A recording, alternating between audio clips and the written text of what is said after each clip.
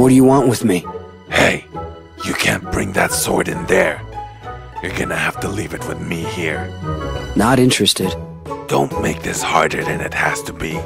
I'm only getting paid minimum wage, watching out for riffraff like you, making sure you don't cause trouble in there. Now give me that damn sword. Do I feel sorry for you? Oh, you do? Good. Now give me that damn sword. I don't have time for you. Well, isn't that too bad? The world doesn't revolve around you, Spiky. Wait a minute. Blonde spiky hair, gigantic sword on your back. You're Cloud Strife! Oh my god, Mr. Strife, I'm such a huge fan! Can you give me an autograph? Don't bother giving me your sword. You can go inside. Actually, Miss Tachibana is waiting for you. Go in, sir. Alright, time for me to work out some more. Introducing the Warrior. Master of its inner beast, the warrior job fits players who like to play aggressively best, having lots of damaging attacks, buffs that increase damage, as well as an array of defensive skills that allow a warrior to stay in the heat of battle without fear of being killed. As of patch 4.11, the warrior has several pros for it while having only one con against it. For the pros, the warrior has very high damage output. This is thanks to abilities such as Fell Cleave and Upheaval, as well as damage boosting and supporting skills such as Berserk and Inner Release. Being able to switch from its tank stance to its DPS stance and back on a fairly short cooldown also helped the warrior sustain its damage output without fear of losing aggro. The warrior also has amazing sustain thanks to its defensive skills. While being on relatively short cooldowns, its access to quite a few self-healing skills, and its ultimate skill, Holmgang, being on a 3-minute cooldown. Holmgang in particular allows the warrior to completely bypass most fatal mechanics on a much more regular basis. Finally, as of 4.11, Shake It Off provides a great group-wide damage barrier equal to 8% of the warrior's maximum HP. If a warrior has any of Thrill of Battle, Inner Beast, Vengeance, or Raw Intuition currently active, each of these buffs will be dispelled while increasing the damage absorbed by Shake It Off by 4% for each buff that was removed. As for cons, the warrior has only one glaring flaw. While the other two tanks gain a passive 20% damage reduction to all damage taken from their respective tank stances, a warrior instead gains a 25% increase to its maximum health and receives 20% more incoming healing from healing magic when in the Defiance stance. Healing magic is limited to the weapon skill heals for white mages, scholars, and astrologians. This does not include skills such as Tetragrammaton, Lustrate, Essential Dignity, and any other heals coming from abilities. Even a warrior's own self-heals do not receive a benefit. This makes Defiance inferior to its counterparts, Shield Oath and Grit. Other than this one flaw though, the warrior is in a very good place. Hi, and welcome to Tea House Tachibana. Hey, welcome to Tea House Tachibana. This can't be it. Hey, what are you staring at? You look like a friend of mine. Okay there, if you can just stop leering at my sister now. I believe you're Mr. Strife, aren't you? I have a couple of deliveries for you. Can you take care of it for me? Guess I have to. Oh, good, thank you very much. Oh, it looks like you're a Dark Knight. You must have a lot of time on your hands, huh? I've got a few things. Sis, that was so mean. Meet the Dark Knight. The Dark Knight best suits players who love to keep busy. His playstyle requires a constant balancing act to adjust to every situation while keeping mindful of MP and blood gauge resources. This is the Dark Knight's first pro, its engaging playstyle. To achieve high performance with this job, you need to constantly make decisions on the fly. Will you use your MP to use Dark Arts on your Soul Eater for more damage and self-healing? Or will you use it for the Blackest Night to absorb damage and build on your blood gauge? Should you use 50 of your blood gauge for Blood Spiller, or should you get MP back with Delirium? This makes the Dark Knight very fun to play as it keeps you thinking. One other pro for the Dark Knight is its level 70 skill, the Blackest Night, which absorbs damage equivalent to 20% of the Dark Knight's maximum HP when placed on itself, or 10% if placed on another party member. Not only does this make for an incredibly useful shield against tank busters, but it also increases the blood gauge by 50 if the barrier is completely shattered, giving you instant access to skills like Blood Spiller, Delirium, and Quietus. Unlike the Warrior, the Dark Knight has a couple of glaring flaws that are hard to overlook. The first one is that the Dark Knight has some pretty terrible skills in its kit, specifically Unmend and Dark Passenger.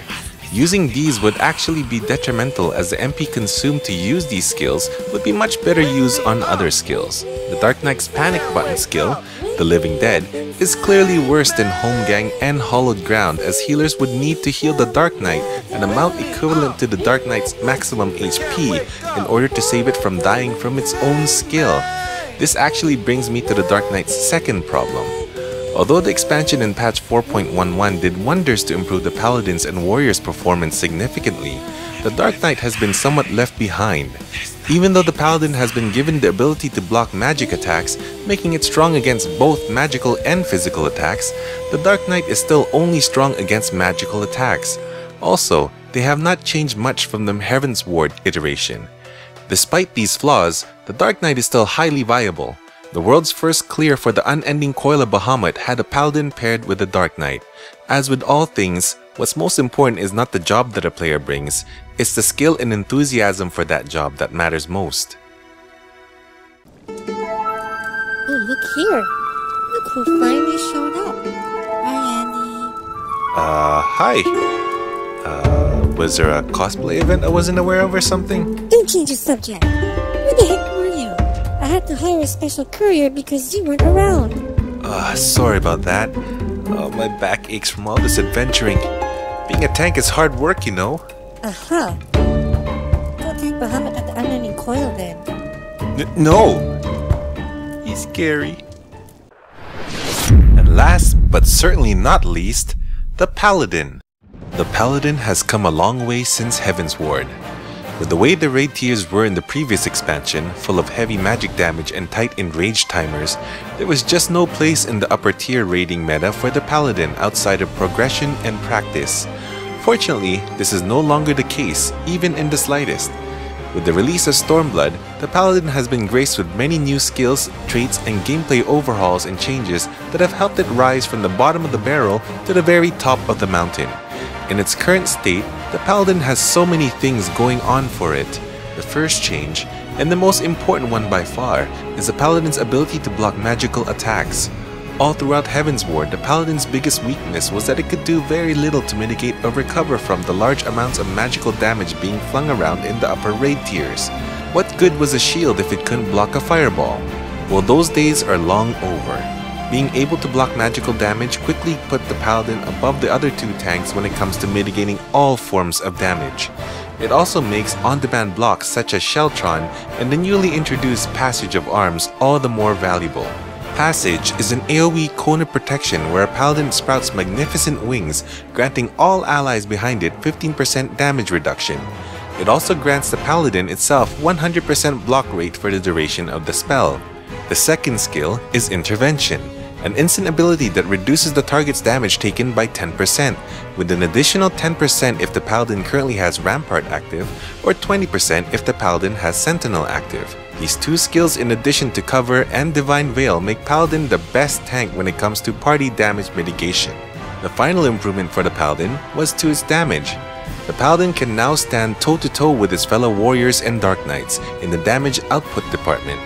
Its damage rotation has been vastly improved with the addition of two new skills, Holy Spirit and Requiescat.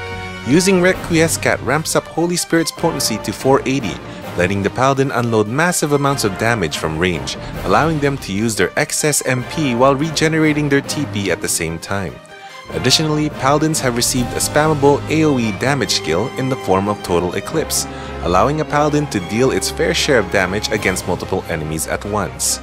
As of its current state in patch 4.11, the Paladin suffers from no real flaw other than the fact that, compared to the other two tanks, its gameplay may seem very basic and uninteresting. However, played in skilled hands, the Paladin can perform many miraculous feats as befits the Holy Knight of the series. Thank you so much for watching my video. To sum up, all three tanks bring something different to the table, but sadly, while the Paladin and Warrior receive some much needed improvements, the Dark Knight has been left behind. Here's to hoping that they receive an overhaul in the next balance patch. In current state, if I had to pick one tank to be the main tank, it would be the Paladin. It just offers so much group utility, and coupled with its very respectable damage output, puts it above the other two tanks in my eyes. The Warrior is still my favorite off-tank as its unbridled damage cannot be surpassed by the other two tanks. To all of you who main a Dark Knight, don't get discouraged. Keep on playing and improving your skills. Meta means nothing. Find the best group comp and strats that work for you and your team, and anything is achievable. Thank you again for watching, and please like and share this video with your friends. Be sure to also subscribe to my channel as I plan to continue putting all my effort into making videos for you to enjoy. If you have any comments, feedback, or suggestions, or if you just want to say hi, please leave a comment below. I would love to hear from you. Until next time, take care and have a great week.